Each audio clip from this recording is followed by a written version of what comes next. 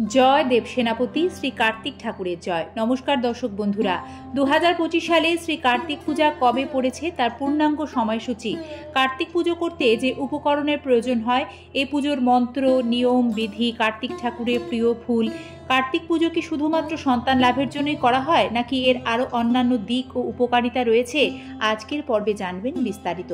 আশা রাখি সকলে ঈশ্বরের আশীর্বাদে ভালো আছেন।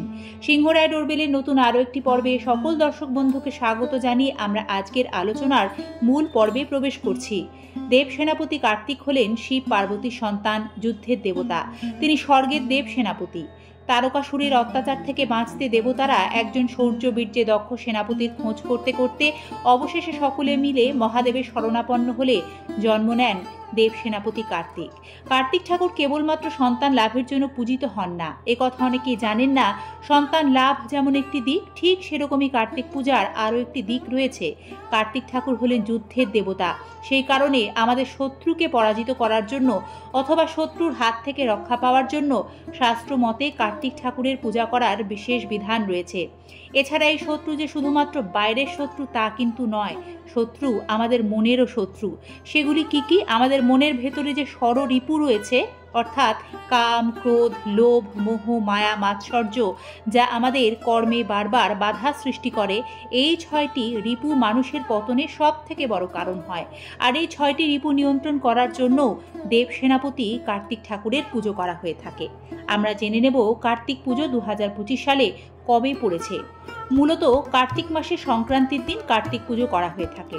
2025 সালে শ্রী কার্তিক পুজো করতে হবে ইংরাজি 17ই নভেম্বর সোমবার, বাংলায় 30শে কার্তিক 1432 বঙ্গাব্দ।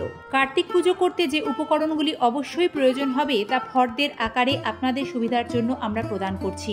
ছেলেদের জামা, বাচ্চাদের খেলনা, ঘুড়ি, বাঁশি ইত্যাদি, স্লেট, খড়ি, পেন্সিল, বর্ণপরিচয় বই, তীর, ধনুক, ময়ূরের পালক, সিঁদুর, বরণ আঙ্গুরিয়ক, যজ্ঞপবি, তিল, হরিতকি, পঞ্চগুড়ি, পঞ্চশস্য, পঞ্চরত্ন, পঞ্চপল্লব, একটি বরণডালা, ঘট একটি, কুণ্ড হাড়ি একটি, একশরা আতপ চাল, তে কাঠা, শীষযুক্ত ডাব, তীর, ঘট আচ্ছাদন, গামছা, ফুল, মধুপর্কের বাটি, ঘি, মধু, দই, নৈবেদ্য ও কুচনো নৈবেদ্য, বিষ্ণু পূজার ধুতি, কার্তিকের ধুতি, ময়ূর পূজার ধুতি, হোমের জন্য বেলপাতা 108 অথবা 28টি লাগবে।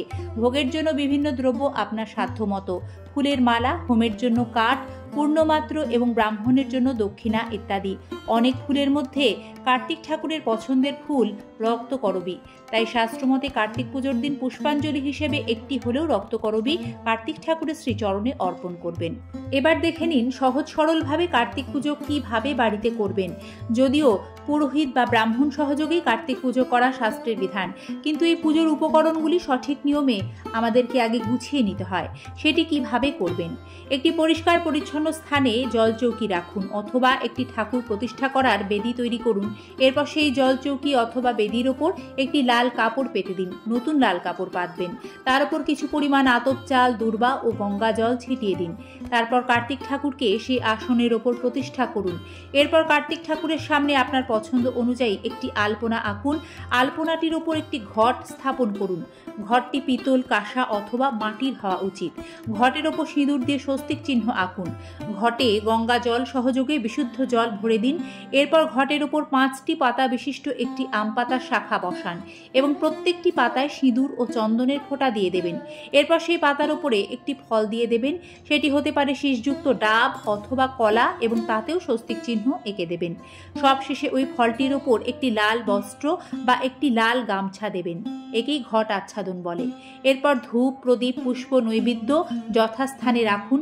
এরপর হাতে সামান্য গঙ্গা জল নিয়ে আচমন প্রক্রিয়া সম্পন্ন করবেন এবং ভগবান বিষ্ণুকে স্মরণ করে বলবেন ওম বিষ্ণু, ওম বিষ্ণু, ওম বিষ্ণু। এরপর কার্তিক ঠাকুরের ধ্যান মন্ত্র জপ করতে হয়, যা হলো ওম কার্তিকেয় মহাভাগ ময়ূর পরিসংস্থিতাম তপ্তকাঞ্চন বর্ণাভং শক্তিহস্তং বড় প্রদাম শত্রুহন্তারং নানালঙ্কার ভূষিতাম প্রসন্ন বদনম দেবং কুমারং পুত্রদায়কম। এই বলে একটি ফুল ঘটে প্রদান করবেন। তারপর ধূপ দ্বীপ দেখিয়ে পুজো শেষ করে কার্তিক ঠাকুরের প্রণাম মন্ত্র জপ করবেন, যা হলো কার্তিকেয় মহাভাগ দৈত্য দর্প নিষূদন প্রণত হং মহাবাহ নমস্তে শিখি বাহন। বন্ধুরা, যদি একান্ত মন্ত্রোচ্চারণে সমস্যা হয় সেক্ষেত্রে কার্তিক দেবের সামনে হাত জোর করে ভক্তি ভরে বলবেন ওম কার্তিকেয়ং নমঃ। এই মন্ত্র বলে আপনারা পুজোর সমস্ত উপকরণ কার্তিক ঠাকুরের উদ্দেশ্যে নিবেদন বা অর্পণ করতে পারেন।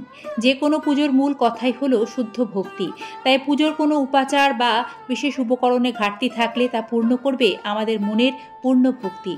শ্রীদেব সেনাপতি কার্তিকের আশীর্বাদ আপনাদের সকলের জীবনকে সাফল্যমণ্ডিত করে তুলুক। আজকের পর্ব সম্পূর্ণ দেখার জন্য ধন্যবাদ জানাই। নিয়মিত এই ধরনের ভিডিও দেখতে আমাদের সাথে থাকার বিনম্র অনুরোধ জানিয়ে আজ তাহলে এখানেই শেষ করলাম। অনুমতি দিন, আবারও দেখা হবে আগামী কোনো নতুন সনাতনী বার্তার সাথে নতুন ভিডিওতে।